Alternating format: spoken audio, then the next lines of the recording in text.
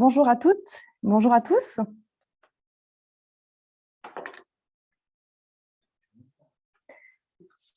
Mon nom est Delphine Yaga et je suis ravie au nom de Suiced de vous accueillir si nombreux et si nombreuses à ce troisième webinaire de la série Build Back Better Food System, soit reconstruisons de meilleurs systèmes alimentaires.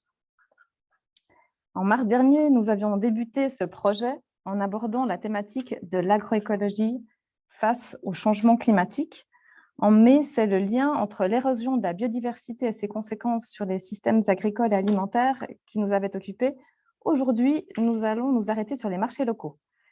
Parfois qualifiés d'informels, ces marchés jouent un rôle vital puisqu'ils approvisionnent des millions de personnes dans le monde, particulièrement dans les zones rurales des pays du Sud. Quels sont leurs atouts, leurs limites? Comment se sont-ils fournis durant la pandémie et les restrictions de déplacement qui ont été instaurées? Et puis, quel rôle y jouent les femmes? Tant de questions auxquelles nous allons chercher à répondre grâce aux explications de notre collègue Memojim Diamdamersi, chargé de programme chez Suiced au Tchad pour le renforcement de la société civile. Ce discours du terrain, il sera ensuite complété par le regard de Matthias Binswanger, professeur d'économie à la Haute École spécialisée à Holton, qui portera son regard plus sur les marchés internationaux. La situation est complexe. Face à ces marchés locaux qu'on a beaucoup salués pendant la pandémie, se trouvent des géants, des acteurs du commerce mondial des denrées alimentaires qui mettent une pression très importante sur ces petites structures. Exportation, importation, libre-échange, protectionnisme sont donc des termes qui feront partie de la présentation de M. Binswanger. Et qui dit grand marché dit généralement également exportation et généralement monoculture. Le docteur Dino Martins, biologiste et directeur de centre de recherche de Mbala au Kenya, prendra quelques instants pour nous expliquer le lien important entre marchés locaux et préservation de la biodiversité. À tout juste un mois du sommet des Nations Unies sur les systèmes alimentaires qui se tiendra à New York, le rôle des marchés locaux et des systèmes alimentaires est particulièrement d'actualité. On le sait, la faim gagne du terrain dans le monde. Depuis une dizaine d'années, la situation s'est aggravée durant la pandémie. Le tableau est sombre.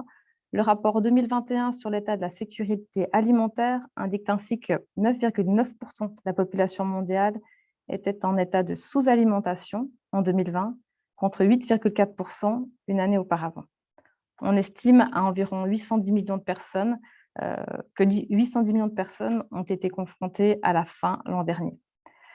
Pour atteindre l'objectif numéro 2 de l'agenda 2030 des Nations Unies, à savoir éradiquer la faim, il est urgent de modifier en profondeur nos systèmes alimentaires et l'agroécologie est sans aucun doute une des pistes à suivre.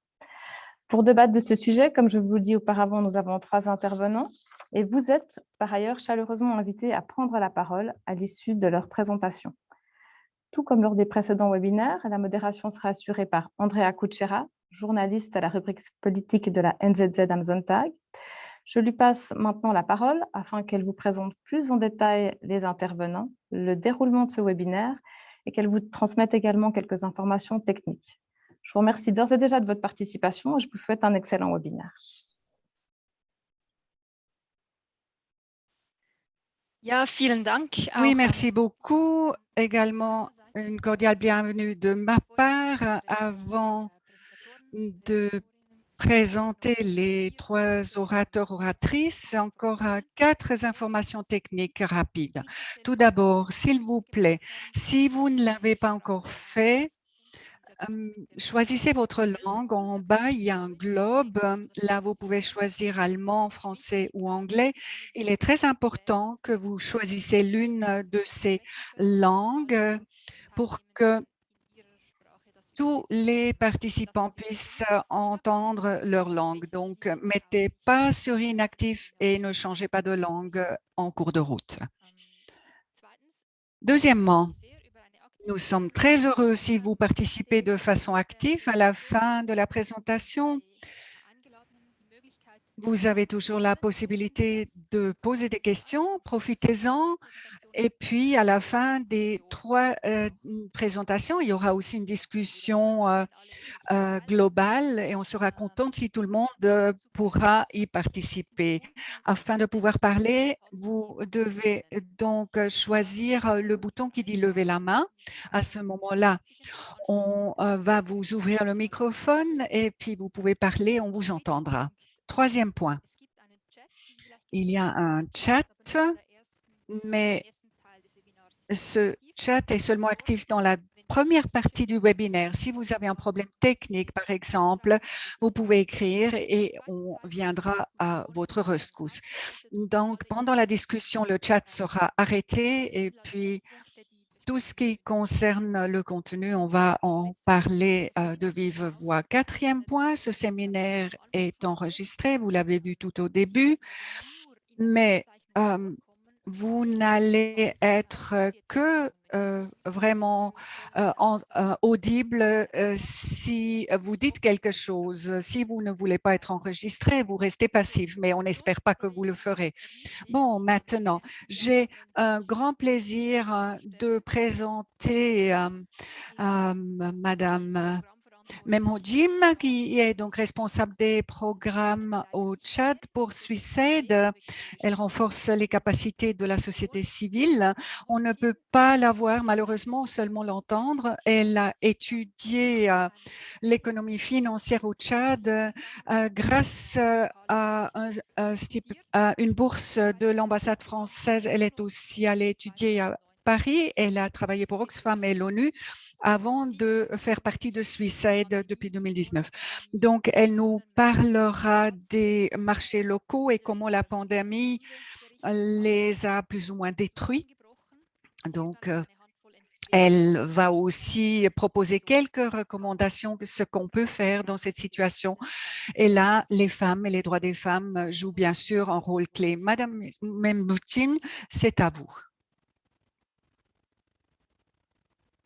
Alors, merci Andrea. Bonjour à tous. Je suis heureuse de prendre la parole devant vous ce matin pour vous parler de l'apport de marché dans la sécurité alimentaire au travers de l'exemple du Tchad. Le Tchad est un pays enclavé d'Afrique centrale d'une superficie de 1 284 000 km² avec environ 15 millions d'habitants. L'espérance de vie à la naissance est de 52,8 ans. En 2020, le Tchad a été classé 187e sur 189 pays selon l'indice de développement humain du PNUD. Le taux de pauvreté y est de 42%, soit 6,5 millions de personnes, dont 3,4 millions de femmes et 3,1 millions d'hommes vivent en dessous du seuil de pauvreté. La pauvreté est concentrée dans les zones rurales où les populations vivent essentiellement d'agriculture. En plus du ministère de l'Agriculture et de l'Irrigation, le Tchad dispose d'un office de sécurité alimentaire qui a pour mandat d'acheter des produits céréaliers en période de récolte et les revend en période de soudure à un coût modéré. La période de soudure, c'est la période de juin à août où les producteurs font d'autres travaux en attendant la période de récolte. Malgré ces dispositifs, la situation nutritionnelle au Tchad demeure préoccupante. Sur une population d'environ 15 millions d'habitants, 6 millions de personnes sont sous-alimentées. 8,9% des femmes adultes âgés de plus de 18 ans et 3,1% d'hommes adultes vivent avec l'obésité. Les systèmes alimentaires les plus utilisés par les ménages sont influencés par l'agriculture familiale traditionnelle. Les céréales sèches telles que le maïs, le mil et le riz dominent la consommation alimentaire au Tchad. Les ménages ruraux pauvres consacrent 70% de leurs dépenses à l'alimentation. Une situation révélatrice d'une forte vulnérabilité alimentaire et d'une faible capacité à faire face aux besoins essentiels non alimentaires des ménages, tels que l'éducation, la santé, le logement et l'habillement. Au Tchad, les femmes participent activement à toutes les étapes de la production agricole et alimentaire. Elles cultivent, transforment et vendent les produits des récoltes pour répondre aux besoins de leur famille dans le domaine de l'éducation, de la santé et du bien-être en général. Elles jouent également un rôle important dans l'élevage et sont les principales responsables de l'entretien du petit bétail et des petits ruminants. Et pourtant, leur statut ne leur permet souvent pas de jouir des droits fonciers ou d'accéder à des services comme le crédit, les intrants, la formation et l'éducation. Leur contribution, bien que vitale pour la sécurité alimentaire, est largement méconnue, car les données quantifiées sont insuffisantes pour évaluer avec précision leur contribution à la production agricole. En période de la COVID-19, les ménages pauvres ont adapté des stratégies d'adaptation qui consistent à acheter moins de denrées alimentaires, à choisir des aliments moins nutritifs et à réduire le nombre de repas quotidiens en raison de la baisse du revenu. Si d'habitude, la famille mange 3 fois par jour, en période de COVID-19, on ne se résigne qu'à un seul repas par jour. Du fait des valeurs et des pratiques socio-culturelles qui sous-tendent les inégalités entre les sexes au sein des ménages au Tchad, la qualité et la quantité des apports alimentaires des femmes et des filles se trouvent généralement réduites en pareille situation. Par exemple, si d'habitude on achète 2 poulets pour toute la famille, en période de COVID, on achète un seul poulet et on présente au père de la famille et aux garçons. Et les femmes et les filles se contentent de manger que des légumes. Alors, les mesures de confinement affaiblissent les liens entre les producteurs pauvres des zones rurales et les marchés urbains et périurbains, ce qui a des répercussions sur le revenu de ces producteurs. Ces relations entre zones urbaines et zones rurales, principalement dominées par des commerçants, sont souvent inexistantes en période de crise. Au Tchad, il y a 3 sortes de marchés. Nous avons les marchés des villages ou les marchés ruraux. Les marchés ruraux se déroulent dans les villages où les volumes d'échanges sont de moindre importance. Les échanges se font entre les producteurs et quelques petits commerçants qui peuvent accéder à ce village. Ces marchés ont les avantages qu'ils sont accessibles pendant toute l'année et les seules possibilités pour disposer de l'argent afin de faire face aux autres besoins de la famille. Le prix pratiqué dans ces marchés sont très bas et ne peuvent récompenser le travail des petits producteurs. Ensuite, nous avons les marchés. Nous avons les marchés intermédiaires ou les marchés périurbains. Ils sont aussi hebdomadaires, mais les échanges se font tous les jours. Les prix sur ces marchés sont normalement meilleurs en comparaison avec ceux dans les villages, malgré la concurrence plus grande. Mais pendant la saison de pluie, le mauvais état des pistes rurales empêche l'accès pour les paysans. Enfin, nous avons les marchés des grands centres urbains tels que N'Djamena et Moundou. Ces marchés sont journaliers et les demandes sont fortes à cause du pouvoir d'achat assez important des consommateurs. C'est là où les producteurs agroécologiques peuvent faire valoir la qualité de leurs produits auprès des consommateurs de la classe moyenne et en plus, regardant sur la qualité, à condition d'être régulés avec les produits, bien sûr. Bien que les petits producteurs agricoles africains aient comme priorité de produire pour nourrir leur famille, ils doivent également faire face à d'autres besoins de la famille, tels que la scolarité des enfants, la couverture des frais de santé et autres. dont la prise en charge nécessite des ressources financières généralement obtenues à travers la vente des produits agricoles ou animaux. Malheureusement, le manque d'infrastructures de transport, de stockage et les difficultés d'accès au crédit sont des facteurs qui empêchent le développement des marchés locaux. Le marché constitue un maillon essentiel dans tout le système agroalimentaire.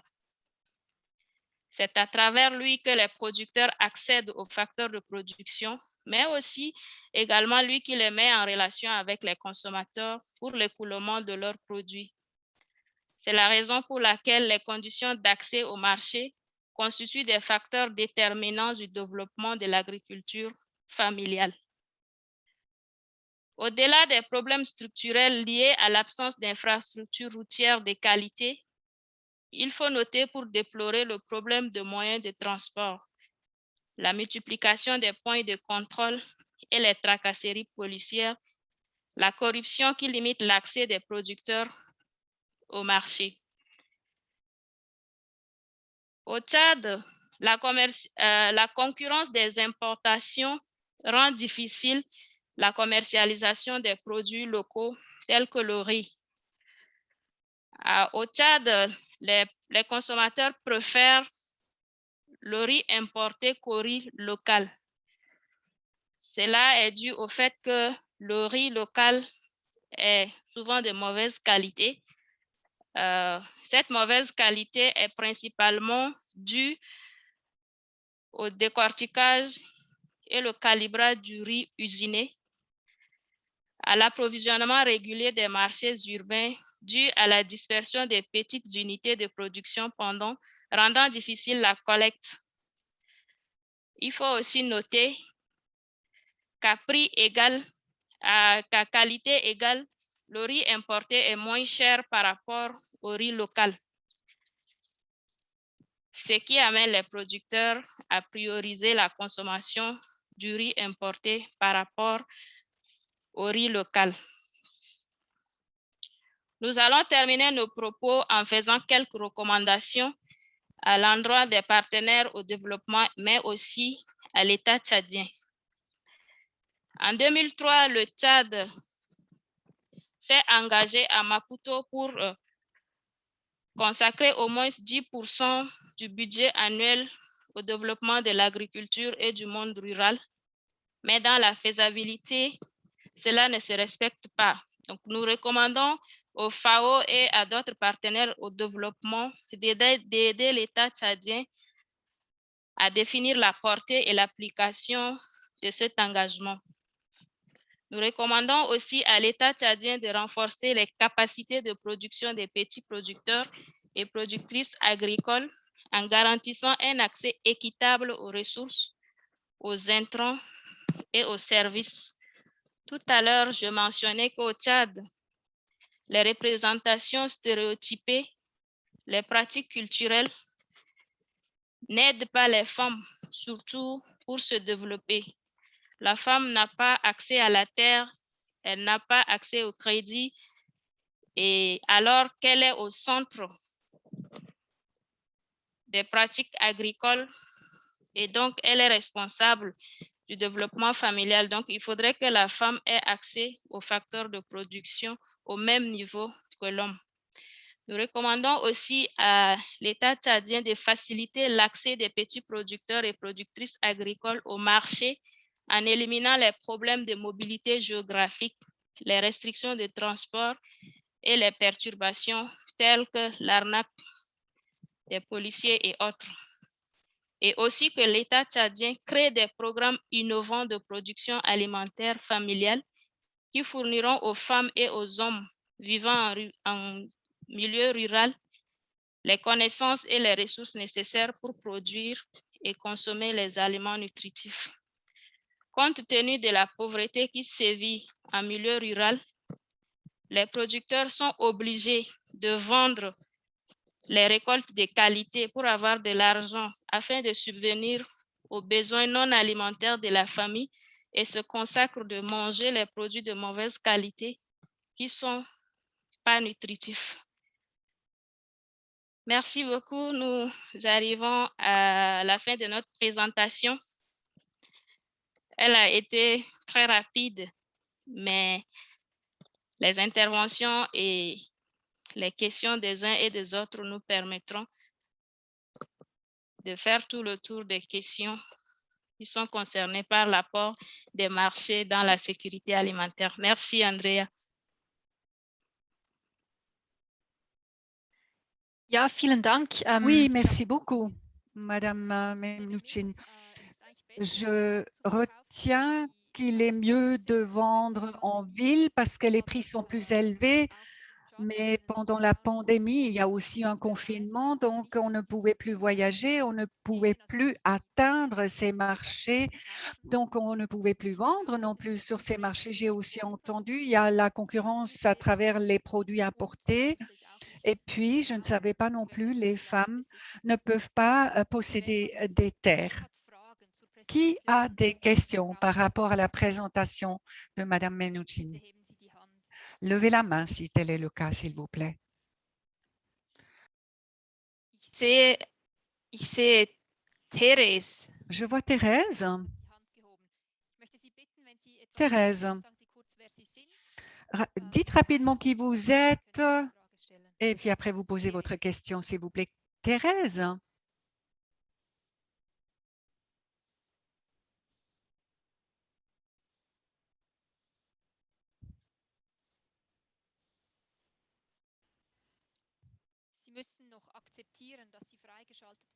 Vous devez accepter qu'on ouvre votre microphone, Thérèse.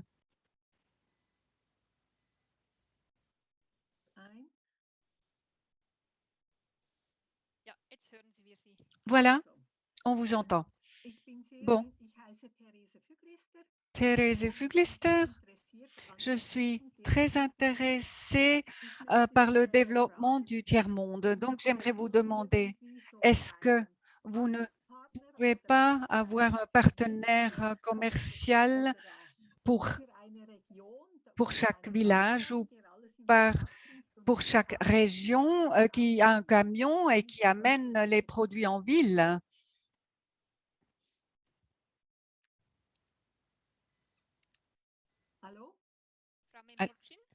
Madame Menuchin, c'est une question qui est posée à vous. Oui, merci, Madame Thérèse.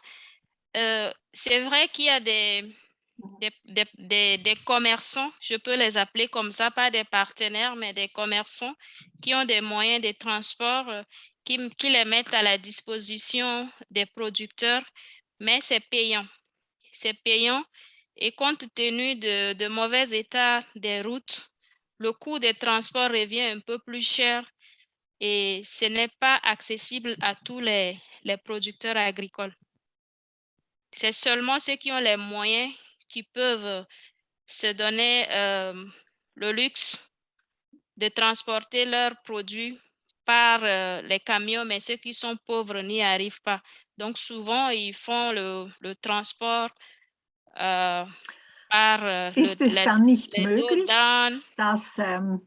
dass die Gemeinde sich zusammentut und Est-ce qu'il alle n'est pas possible que la commune se mette ensemble et que tout le monde participe et contribue? Oui, la commune peut faire ce travail, mais ici au Tchad, les communes aussi n'ont pas suffisamment de moyens pour prendre ce genre d'initiative. Donc, c'est assez compliqué.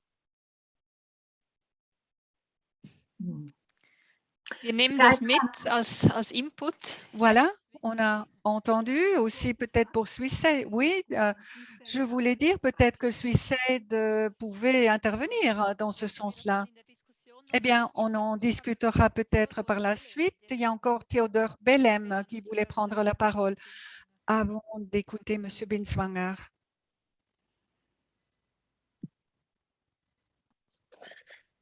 Ouais, bonjour. Bonjour. Je réponds au nom de Bellem Théodore. J'ai vraiment suivi la présentation de Merci avec intérêt. J'ai une question qui m'est venue aussi à l'idée. et aussi en même temps une recommandation. Ça va être pertinent. Parce que parlant de l'agriculture familiale au Tchad, elle a fait un rapport sur l'obésité, le taux d'obésité qui est un peu élevé. Est-ce que c'est parce que les produits consommés sont issus que de l'agriculture familiale ou bien c'est parce que l'agriculture n'était pas vraiment modernisée? Juste ça. Et ma recommandation, si je peux carrément faire en suivre, il faut aussi noter que généralement les produits agricoles sortis de l'agriculture familiale ne sont pas vraiment... Les femmes n'ont pas droit à l'utiliser à leur guise. Il faudrait que les hommes les autorisent d'abord. Je parle aussi sous le contrôle parce que je suis aussi tchadien. Donc, est-ce qu'il ne faille pas vraiment laisser, faire une recommandation à l'endroit des hommes pour reconnaître le droit à ces femmes-là, surtout en ce qui concerne ces produits agricoles? Merci. Si on doit vraiment reformuler une recommandation dans ce sens. Merci. D'accord. Merci Théodore pour ta question. Et la première, c'est une question. La seconde, je crois que c'est une contribution. Et donc, tu poses la question de savoir si l'obésité au Tchad est due à la mauvaise qualité des productions agricoles, c'est ça? Est-ce que j'ai bien compris la question, Théodore? Bon, l'obésité... Ne sont issus que de l'agriculture familiale. Non, l'obésité n'est pas seulement due à la consommation des produits agricoles familiales, mais il y a beaucoup de facteurs qui concourent à l'obésité. Je peux citer notamment la consommation excessive des sucres, des produits tels que l'alcool, de l'eau glacée et autres là. Ce sont tant de choses qui contribuent à l'obésité. Mais ce n'est pas seulement les productions, les aliments produits localement. Merci. Voilà. Maintenant, Merci. pour la seconde question, c'est beaucoup plus un apport, c'est que au Tchad, les femmes participent à toutes les étapes de la production agricole, mais n'ont pas la même mise sur les produits agricoles. Pour, par exemple, prendre un peu de mil et vendre pour acheter de la sauce, il faut l'autorisation du mari, alors qu'elle a aussi tout autant travaillé pour avoir ses récoltes que l'homme. Donc, c'est la tradition qui est comme ça. Mais nous, au sein de SUICED, nous travaillons beaucoup avec les hommes à aider les femmes, à ce que les femmes soient autonomes et qu'elles puissent avoir la même mise sur leur production.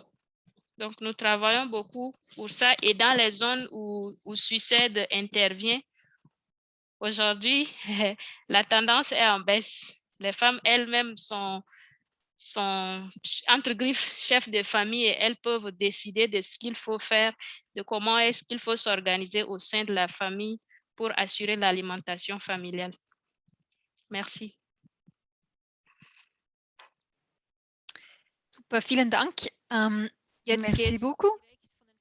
Alors maintenant, on passe des champs au Tchad dans un bureau à Olten. Monsieur Binswanger, je ne savais pas. Il semblerait qu'on fait un rating des économistes et là, vous êtes un des économistes les plus influents en Suisse selon la N77. Donc, Monsieur Binswanger s'est spécialisé sur l'analyse des revenus et du bonheur, mais il se concentre aussi sur les questions du libre-échange. Donc, il travaille à la Haute École spécialisée à Olten et nous parlera maintenant du mythe qui dit que c'est positif pour les pays du Sud d'exporter ce qu'ils produisent en agriculture. Oui, merci beaucoup. Alors, j'aimerais souhaiter une cordiale bienvenue à tout le monde.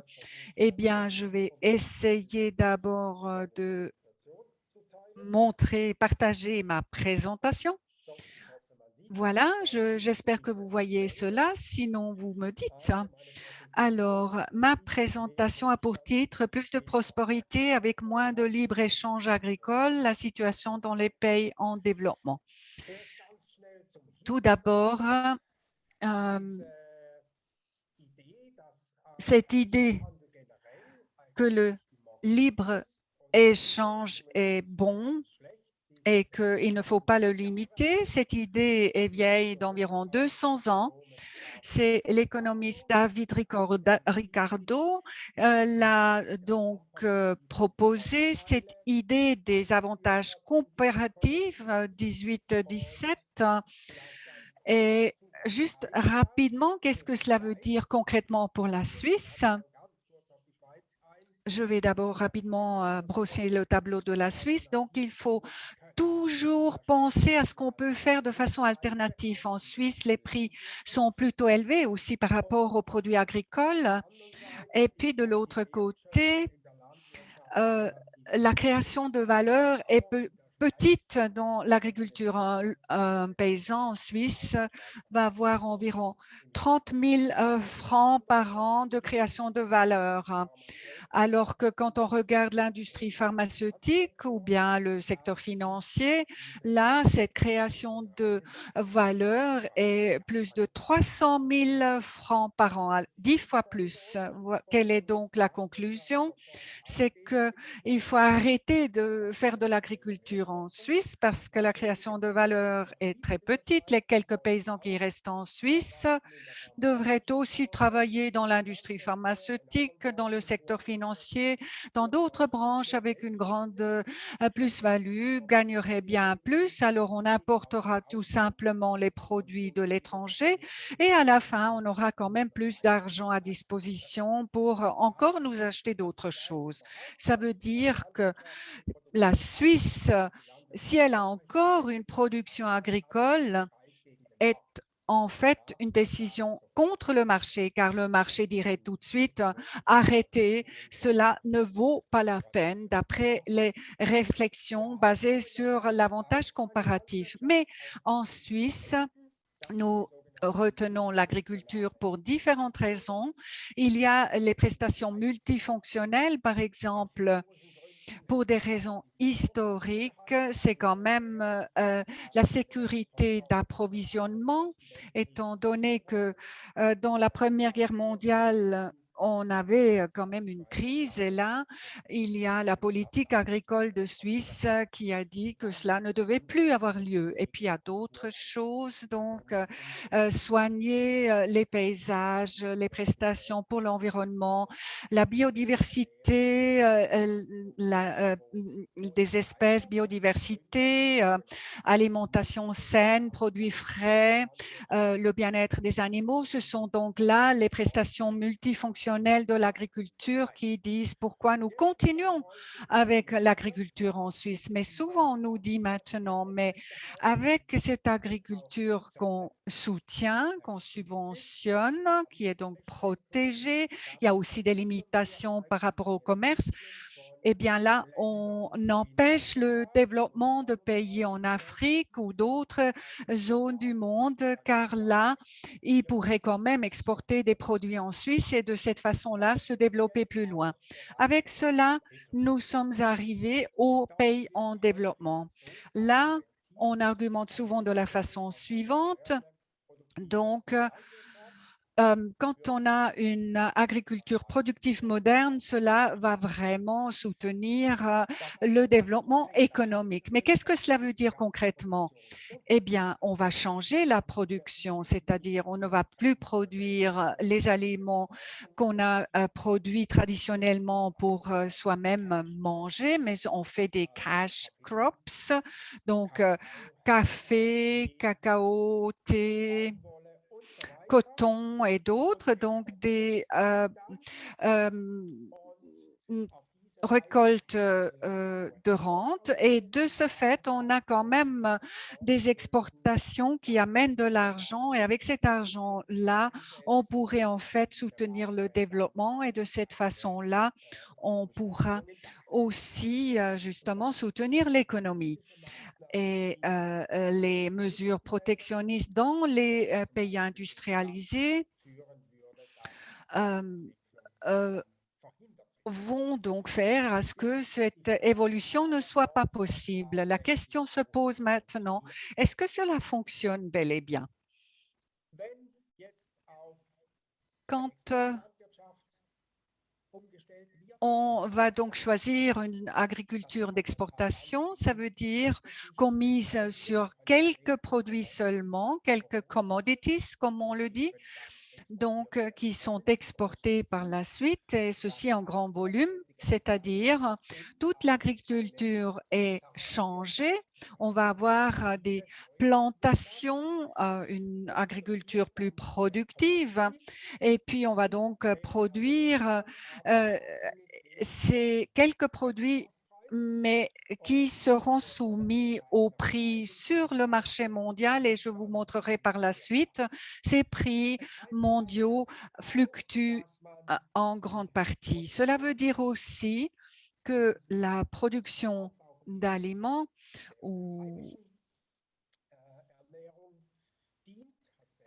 seront également utiles pour nourrir. Non, on va donc lâcher les produits qui nourrissent la population locale, et alors on devient dépendant des importations, car soi-même, on produit aussi des aliments qui sont exportés. Et en même temps, puisque on a donc choisi des denrées qui donnent des grands volumes, qui sont donc dépendants de certains engrais, de certains produits phytosanitaires.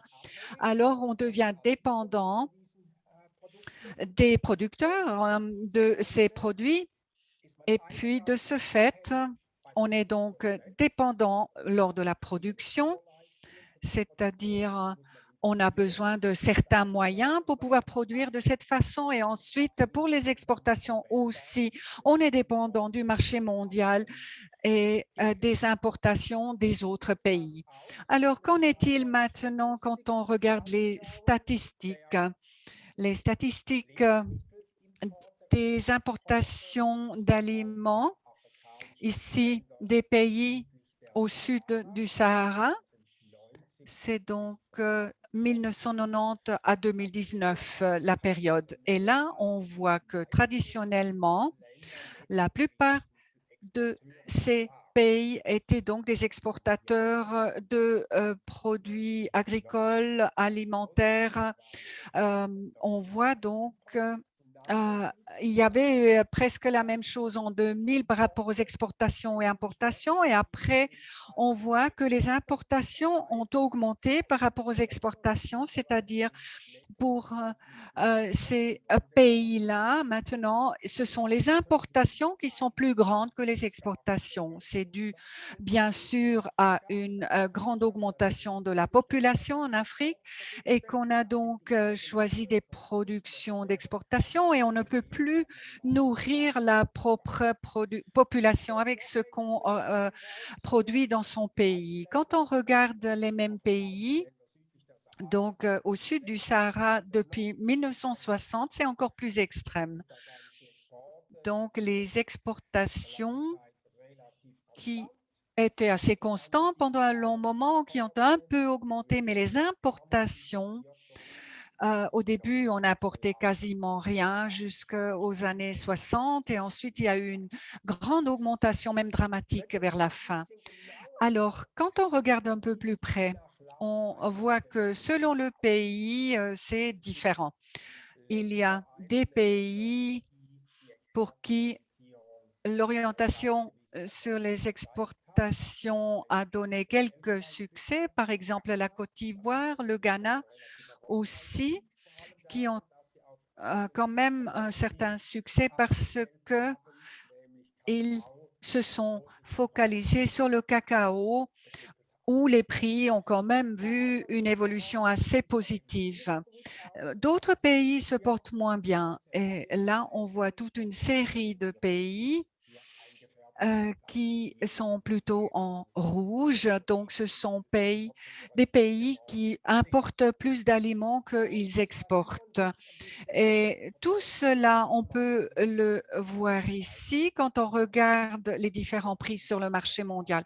Ici, le prix mondial pour le café par 500 grammes et on voit donc que cela fluctue entre 50 centimes et 3 dollars.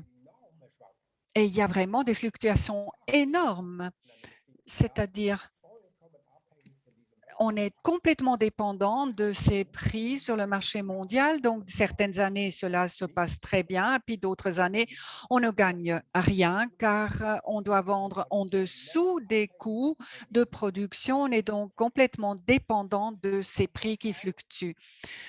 Pour le cacao, le produit notamment produit en Côte d'Ivoire, depuis 2000, l'évolution est plutôt positive. C'est pour ça aussi que justement ces pays qui produisent le cacao se portent un peu mieux. Mais à long terme, on voit quand même que les prix fluctuent aussi et on est donc dépendant de ce prix sur le marché mondial.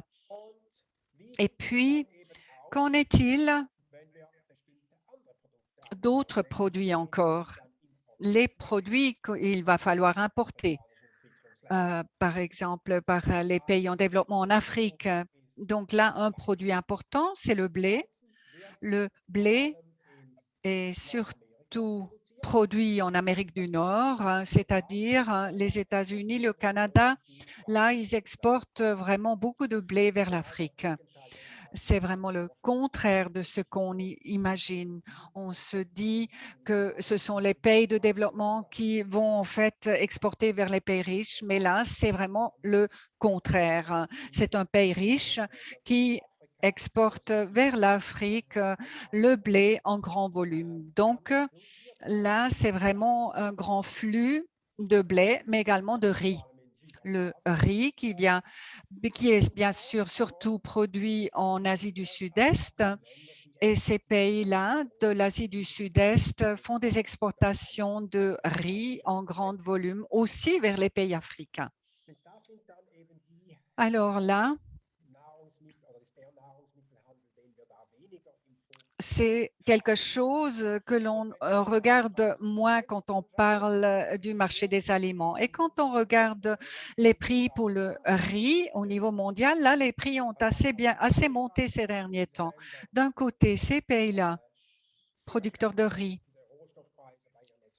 avaient quand même des grandes fluctuations par rapport au café qui fluctuait beaucoup. Alors, pour le riz, il fallait payer un peu plus depuis environ 2000, ce qui veut dire évidemment le bilan commercial est moins favorable et on doit importer des aliments. Monsieur Binswanger, je vous interromps, excusez-moi. Vous n'avez plus beaucoup de temps. Il va falloir arriver à une conclusion. OK, très bien. Donc, je cite ici d'un travail du Sénégal. Donc, cash crops reduce the welfare of farm households in Senegal food security. Donc, là, vous pouvez lire, les gens payent plus cher l'aliment qu'ils consomment par rapport à ce qu'ils peuvent obtenir comme prix pour ce qu'ils exportent. Donc, effectivement, ce phénomène existe. Alors, quel est le bilan? Il y a quelques exemples de réussite, Côte d'Ivoire, Ghana, alors que la plupart des pays voient plutôt des conséquences négatives quand on va surtout produire des cash crops. Il va falloir importer plus d'aliments. Et donc, la sécurité alimentaire n'est plus donnée. Et puis, il y a aussi ces monocultures qui ont un effet négatif sur l'agroécologie. Dernier slide une recommandation. Donc, la sécurité d'approvisionnement, souveraineté alimentaire doit être un objectif important de l'agriculture. Cet objectif est malheureusement souvent en conflit avec cette orientation sur les exportations. Encore un point, quand on produit des commodities, des cash crops, on ne peut jamais récolter beaucoup d'argent car le grand argent, beaucoup d'argent est mis dans la transformation des aliments. Alors là, les pays n'en profitent pas. Et puis, c'est une conclusion par rapport à la politique commerciale. Donc, des limites adaptées du libre-échange pour les produits agricoles sont tout à fait sensées car cela augmente la prospérité et l'agroécologie. C'est quelque chose que dans les années 80, on savait, c'est seulement à partir des années 80 que les produits agricoles font partie du libre-échange. Merci beaucoup, Monsieur Binswanger. Je propose, comme le temps passe, il y a certainement beaucoup de questions, moi aussi, vous aussi. Alors, je propose que l'on va directement discuter avec Monsieur Dino Martins, qui a la possibilité de nous montrer son point de vue et puis après, on fera une transition vers une discussion plus générale. Quelques mots par rapport à Monsieur Martins. Il est directeur du centre de recherche de Mpala au Kenya. C'est donc un centre qui est 200 km au nord de Nairobi. On est encore en Afrique alors. Il est aussi professeur à Princeton aux États-Unis. Il est biologiste qui est fasciné par les insectes. Agroécologie, c'est donc un grand thème. Et là, il y a bien sûr un lien vers les insectes, n'est-ce pas? Et puis, ce qui intéresse aussi M. Martins, c'est la taille des structures agricoles. Il disait qu'il voudrait volontiers nous apporter un message d'espoir. Je l'écoute avec plaisir. Monsieur Martin. Merci beaucoup, Andrea. Et merci d'être là. Par ailleurs, si mon Internet me lâche, eh bien, j'espère pouvoir me reconnecter. J'ai quand même une présentation ou en tout cas une diapositive. J'essaie de la partager. Je voulais vous montrer quelque chose des paysans. Et dans quelques minutes, j'aimerais vous parler de 4 différents paysans. C'était très intéressant d'écouter quelle est la situation au Tchad et Mathias qui nous a parlé de la situation globale, surtout par rapport à l'Afrique. Maintenant, j'aimerais vous montrer quel est le lien entre ces 4 différents paysans et quelle est donc la diversité du marché. À gauche, Mohamed, donc, il a des bêtes, du bétail, une communauté Lendi.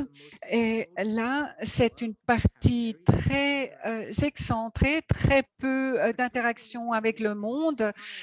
Souvent, ils vivent exclusivement des troupeaux de chameaux, un peu d'échange. C'est un environnement très dur. Le chameau est une espèce très intéressante car les troupeaux mangent des centaines de différentes espèces de plantes. On peut aussi prendre le lait des chameaux. Et aujourd'hui, pour ces paysans, seulement 3 à 5% de leurs revenus viennent de ces troupeaux. Donc, il y a une grande rupture avec ce qui s'est fait par la tradition. Donc, aujourd'hui, ce que les gens consomment est vraiment marqué par ce qui se passe sur le marché, même dans des parties très reculées. Ensuite, au milieu Peter, c'est un paysan, c'était mon étudiant et il fait pousser des mangues. C'est quand même des récoltes intéressantes. Et la famille de Peter vont donc vendre les mangues et les exporter. Donc, ils ont aussi d'autres récoltes, ils ont aussi quelques bêtes. Donc, les mangues sont intéressantes car sur sa ferme, on a trouvé plus de 1000 différentes espèces de pollinisateurs, donc des insectes. Les mangues sont collectées par des gens viennent des villes, payent, les paysans vont transporter cela en ville et ensuite cela va être exporté à la ferme. C'est environ 1 à 2 dollars par boîte. Une fois que ça arrive en ville, c'est 10 dollars et à l'exportation, c'est 40 à 50. Donc, il y a quand même une augmentation dans la chaîne de valeur entre la ferme jusqu'à ce que le produit soit exporté. Et bien sûr, c'est intéressant de faire pousser pour l'exportation, mais ce que reçoit le paysan comparé à ce que le marché demande au bout du compte, là, il y a une grande différence. Donc, ce fruit est donc exporté en tant que fruit frais.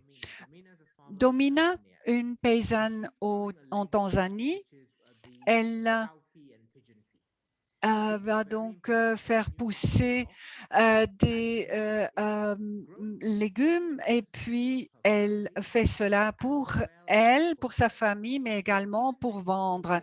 Donc, même quand on produit pour soi, même en tant que paysan, on produit souvent aussi pour les marchés locaux et souvent cela est encore amené plus loin à l'intérieur de l'économie locale. Donc, on a regardé les statistiques et on a vu que à l'intérieur du pays, dans différents pays, il y a quand même des populations très différentes, différentes histoires, différentes cultures. Alors, la ferme de Domina, ça c'est très intéressant car elle a donc le maïs, comme on voit derrière elle. Elle a aussi des légumes. Et puis les légumes, hein. Donc là, franchement, c'est quelque chose, lentilles et autres qu'elle peut garder plus longtemps. Alors même quand il n'y a pas de pluie, quand on ne peut pas récolter, il y a quand même ces légumineuses qui sont encore à disposition. Maintenant, cette année, il y a eu une sécheresse. Alors, Damina n'a plus des aliments en stock, non, elle doit encore acheter des aliments, voire s'appuyer sur de l'aide. La ferme de Domina, donc là, il y a différentes abeilles qui sont des pollinisateurs et on a trouvé que la diversité des abeilles peut être plus élevée que dans la nature sauvage. Ensuite, à droite, Esther qui fait pousser du café. Le café est bien sûr très connu pour le Kenya, c'est exporté. Esther fait beaucoup de choses. Elle exporte donc le café et elle reçoit un meilleur prix parce qu'elle passe par une coopérative. Elle a environ 6 dollars par kilo pour son café. Ce que fait Esther aussi, elle s'occupe des terres de façon particulière. Elle a aussi des abeilles. Elle a aussi d'autres espèces à qui elle donne un habitat. Et donc, il y a une centaine d'espèces qui sont là pour polliniser le café. Mais c'est aussi dû au fait qu'elle s'occupe de ces terres de façon intéressante. Elle peut donc investir dans les abeilles, mais elle a aussi besoin de ressources. Et ce qu'on trouve quand on veut avoir une diversification des fermes, c'est que les fermiers, les paysans doivent être au-dessus de la limite de pauvreté pour avoir une certaine biodiversité et également pour ne pas tout simplement prendre des décisions d'urgence ou subir une crise. Mais les conditions deviennent de plus en plus difficiles et les valeurs des terres changent. En fait, les fermiers sont en train d'enlever des buissons de café pour avoir d'autres produits qui ne sont pas aussi dépendants des prix extérieurs, même si c'est illégal. Donc, ces fermiers, ces 4 paysans sont vraiment là en première ligne et qui montrent quand même les problèmes qu'on doit résoudre. Ils font partie du système alimentaire, ils sont là en tant que producteurs et consommateurs, mais ce qui ressort de ces 4 exemples, c'est qu'ils n'ont pas autant de liberté ou de pouvoir par rapport à leurs décisions ou les décisions qui influencent leur vie. Donc, s'ils avaient un peu plus d'autonomie, pouvoir faire des décisions par rapport à ces processus, alors là, on pourrait aussi changer le déséquilibre par rapport au pouvoir. Donc, l'impact pour les fermiers par rapport à leur subsistance et pour la biodiversité serait vraiment importante. On doit vraiment y réfléchir quand on se demande comment on peut remédier à ces déséquilibres au niveau national et international. Dernier point, j'ai travaillé avec ces fermiers et j'ai vu qu'avec le temps, on perd la diversité des différentes cultures, des différentes troupeaux. En 100 ans, on a eu 100 000 différentes espèces de plantes dans nos régimes. Aujourd'hui, on a 3 plantes qui font 60% de nos calories. Et donc, si on ne fait pas attention, tout le monde mangera une seule chose à travers le monde. Ça sera quand même ennuyeux, n'est-ce pas?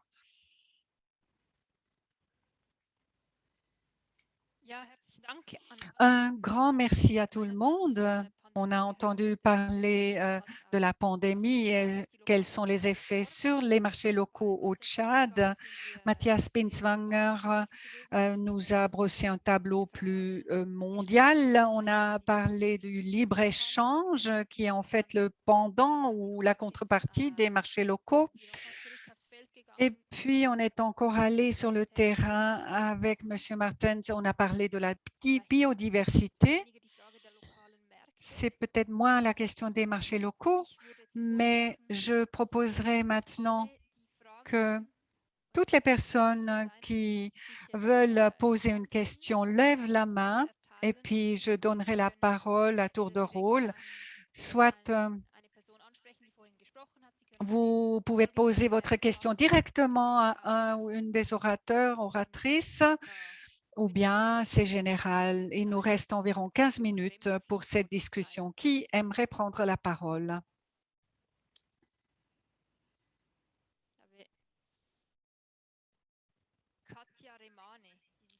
Katia Rimane?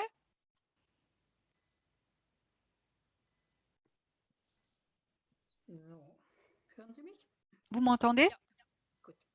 Bien. Voilà. Merci pour ces présentations intéressantes. Je travaille dans la communication interculturelle, la médiation, et j'ai aussi vécu quelques années au Mali. Ce qui m'a frappé alors, ou ce qui est connu aussi, c'est qu'en Afrique, les Chinois sont très présents et c'est eux qui achètent beaucoup de terres agraires en grand volume afin d'assurer la sécurité alimentaire en Chine. J'aimerais savoir ce que sont ces chiffres par rapport à ce bilan d'exportation-importation, car c'est produit en Afrique, exporté, mais ce n'est pas vraiment pour l'alimentation ni pour le profit financier des pays africains. Monsieur Binswanger, peut-être? Oui, Bien sûr, cela ne se retrouve pas nécessairement dans les statistiques. On voit seulement combien de produits ont traversé les frontières dans les deux sens. Mais ce que cela veut dire concrètement, ça c'est une autre question. Et effectivement, une production locale, quand ça se passe dans ce pays, cela ne veut pas nécessairement dire que c'est la propriété de ces gens, parce qu'il y a déjà des acteurs internationaux, des entreprises, notamment les Chinois, qui ont une influence. Et il va falloir prendre cela en compte si on regarde cela de plus près à l'avenir. Merci. Merci beaucoup. Bon, très bien. Je pensais que vous vouliez rajouter quelque chose. Bon, après, Charles Olveni Mulodzi.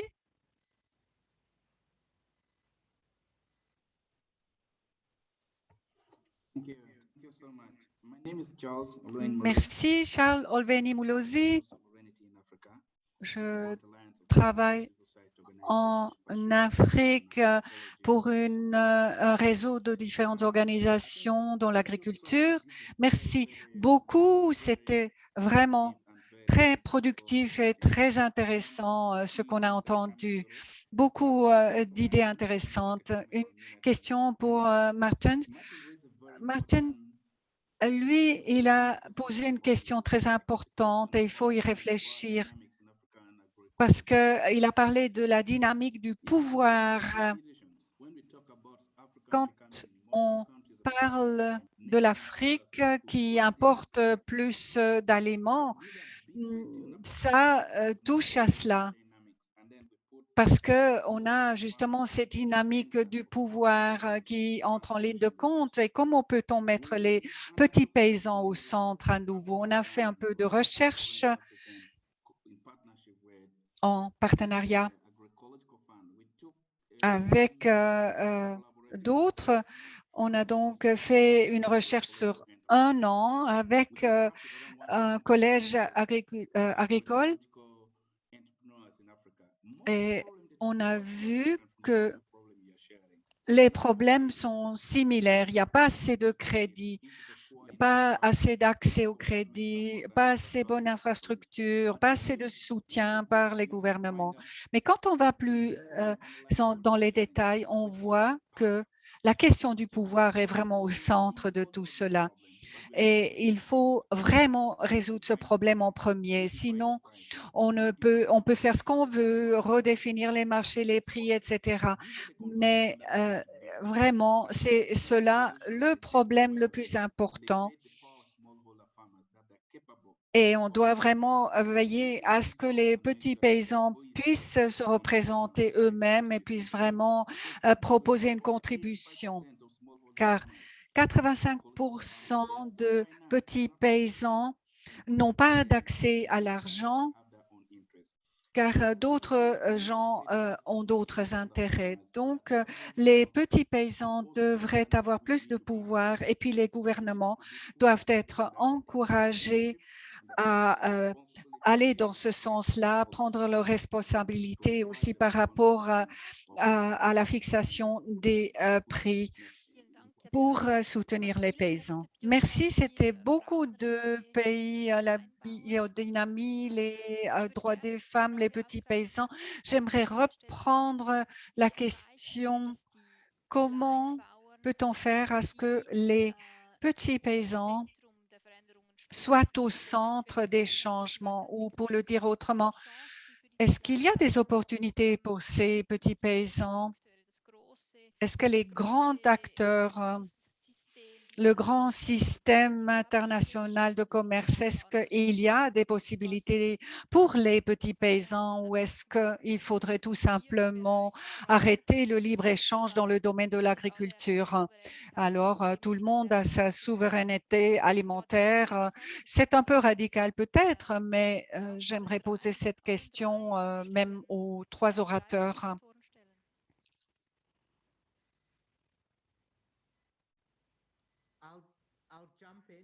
Je veux bien répondre si c'est OK. Merci. Merci beaucoup. C'est une question très importante.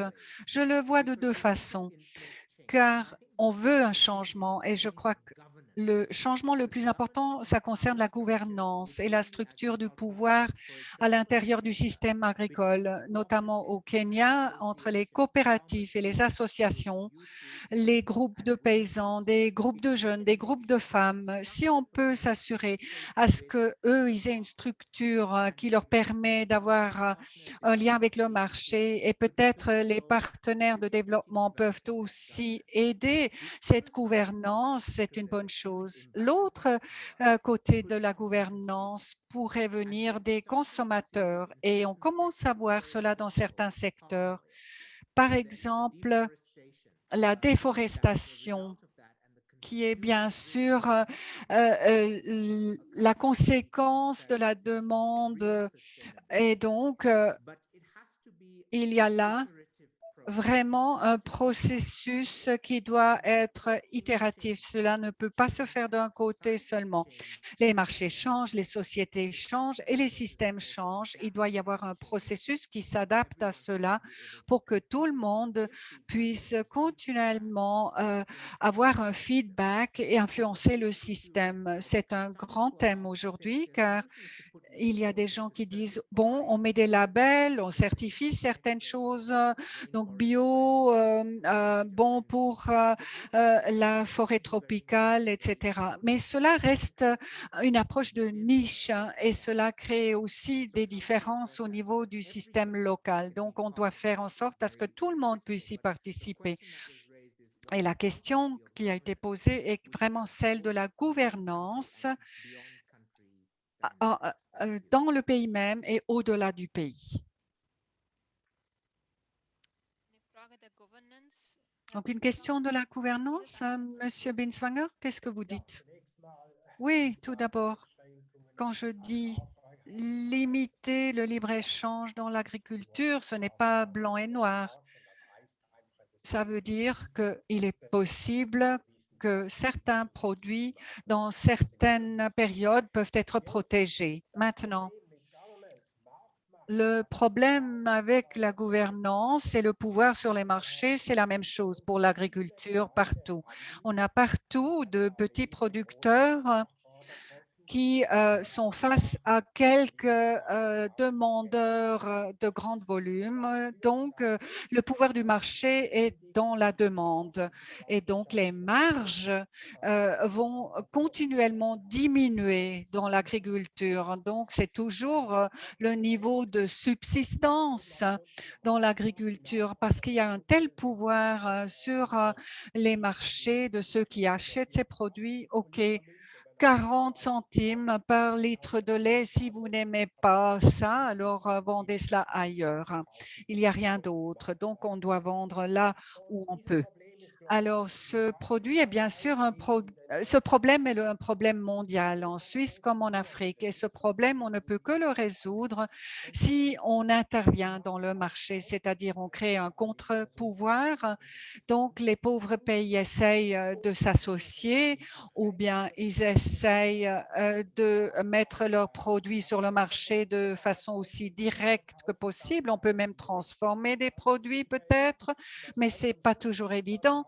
Et puis à la fin, on ne pourra peut-être pas faire autrement que d'offrir une sorte de prix minimum, garantir une marge aux paysans pour qu'ils puissent sortir de cette situation difficile. Car si on ne le fait pas, alors on peut réfléchir en long et en large, mais on n'arrivera jamais à résoudre la chose car c'est quand même une loi économique. Le pouvoir du marché prime et si le pouvoir du marché est du côté de la demande, alors les producteurs sont toujours brimés.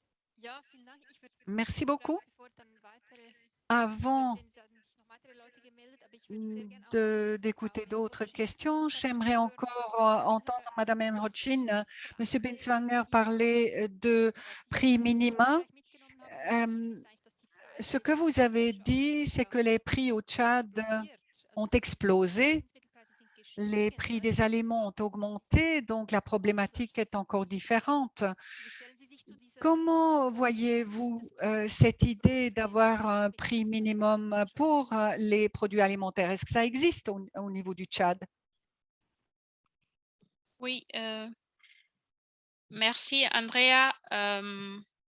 L'État a l'habitude de réguler les prix sur le marché, les prix des produits de première nécessité et surtout les produits alimentaires. Mais c'est difficile de contrôler parce que les commerçants n'obéissent pas souvent quand l'État fixe les prix, parce qu'il y a beaucoup de facteurs qui entrent en jeu et donc c'est difficile de contrôler. Mais en période de COVID-19, il y a eu les restrictions de mouvement, il y a eu fermeture de frontières et autres. Donc, les coûts de transport des produits ont augmenté. Du coup, les prix des produits ont aussi augmenté sur le marché. Et là, l'État n'a pas le monopole. C'est difficile d'exiger aux commerçants un prix minimum, en fait. Voilà, parce qu'il y a les charges qui entrent en jeu. À moins que les prix soient subventionnés. Mais quand ce n'est pas subventionné, c'est difficile de fixer les coûts. Je ne sais pas si j'ai répondu à ta question. Doch, vielen Dank. Oui, merci. Ouais. Est-ce que M. Binswanger ou Dino Martens aimerait encore réagir? Sinon, il nous reste encore un peu de temps pour peut-être une dernière question. Oui, rapidement. Eh bien, il faut donner un prix minimum pour le paysan ad hoc, pas qu'on intervienne sur le marché des aliments. Non, le problème est que la marge est surtout au niveau du commerce. Non, la marge doit être enlevée un peu au commerce et ramenée plus à la ferme. Intéressant, car plus la chaîne commerciale est longue, plus il y a des intermédiaires, plus il y a des marges aussi en jeu, n'est-ce pas? Qui aimerait encore dire un dernier mot? Monsieur Belem?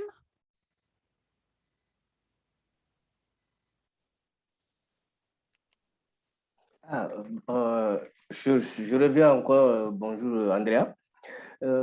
J'ai une question à M. Mathias.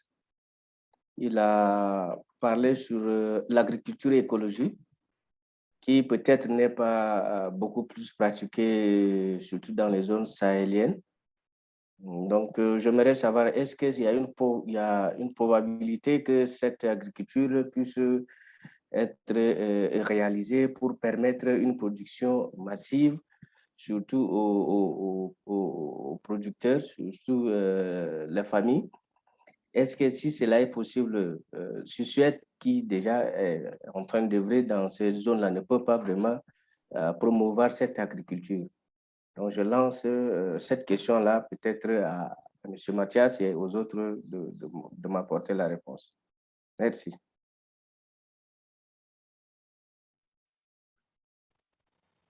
Ja, wenn ich vielleicht gleich Bon. antworten darf. Ich denke sicher, ja, in dieser Oui, bien sûr. Il n'y a pas encore assez qu'on a fait dans ce sens-là, qu'on essaye de voir qu'est-ce qui est vraiment adapté à une certaine région, quelle est une bonne production écologique et qu'on soutienne cela. Et je crois qu'il peut y avoir différentes possibilités par région. Il n'y a pas des principes de base. Et évidemment, on peut même en discuter. Alors, est-ce qu'on doit prendre le glyphosate dans l'agriculture, oui ou non? Il y a quand même des contradictions. Est-ce que c'est pire? Est-ce qu'on a plus d'aliments qui sont détruits? Mais est-ce qu'il n'y a pas plus de produits qui meurent parce qu'on ne peut pas traiter les récoltes. Il faut donc avoir un certain nombre d'herbicides. Enfin, il faut être très prudent pour voir ce que ça veut dire, cette agroécologie. Mais je crois que les efforts doivent aller dans ce sens, d'avoir une production aussi locale que possible et une production qui est vraiment harmonisée à la région. Je crois qu'on n'a plus beaucoup de temps pour écouter les deux autres. Oui, Andrea, tu permets?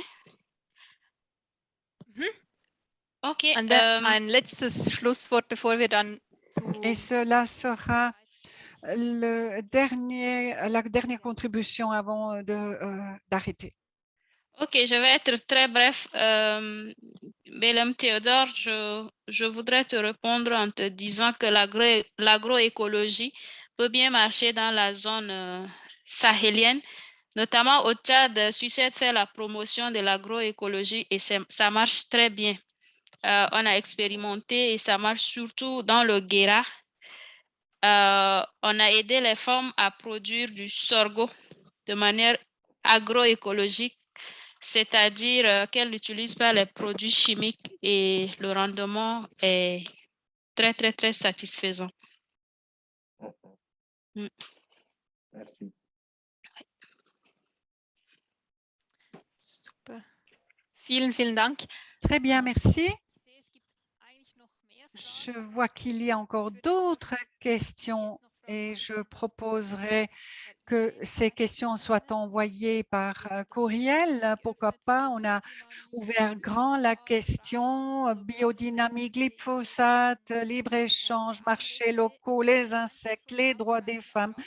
Pour reprendre un terme, l'agroécologie, c'est quand même un mot-clé pour Suicide aussi. Alors, je donne la parole à Sonia Tchiren pour la conclusion. Merci beaucoup, Andrea. Sonia Tchiren est mon nom et au nom de Suicide, je voulais vous remercier pour ce webinaire. On a vu qu'il s'agit là d'un thème extrêmement complexe et effectivement, la production au niveau local par les petits paysans, comme c'est très divers dans différents pays, est une production importante qui peut être renforcée par les marchés locaux. Une telle production, également l'agroécologie, peut faire en sorte à ce qu'il y ait une alimentation saine, une production durable, également une augmentation de la biodiversité. Ces avantages-là sont bien sûr quelque chose qu'on doit soutenir. J'aimerais remercier toutes les personnes qui ont fait une présentation. Madame Diamba, merci. Monsieur Binswanger et Monsieur Martens, vous avez proposé une discussion très interdisciplinaire. J'aimerais également remercier Madame Kutschera. C'est le 3e webinaire dans une série et vous avez été là pour animer cela de façon intelligente et animée. Nous avons pas seulement fait un échange avec vous comme experts et expertes, non, on voulait aussi savoir ce que disent les personnes réellement concernées, les paysans, paysannes qui produisent les aliments. Ces grands thèmes qui seront également mentionnés lors du sommet des Nations Unies sur les systèmes alimentaires. Donc, on a aussi parlé à un certain nombre de petits paysans, paysannes au Niger, Tanzanie, Sri Lanka, au Guatemala et également en Suisse. Et ce qu'on a donc glané au passage, ce que eux ils voient comme levier pour améliorer l'avenir des petits paysans, ces leviers, on va les présenter sous forme d'un rapport qui sera donc publié lors du sommet des Nations Unies sur les systèmes alimentaires le 23 septembre. J'aimerais aussi saisir l'occasion de remercier ces femmes, des femmes qui ont eu des difficultés techniques de prendre contact avec nous. Elles ont pris le temps, même si elles ont beaucoup à faire. Elles nous ont proposé à travers 15 heures d'entretien ce qui se passe dans leur vie. Et finalement, j'aimerais aussi remercier les partenaires, la Fondation Ekata Schweiz, Dreiklang également, l'Alliance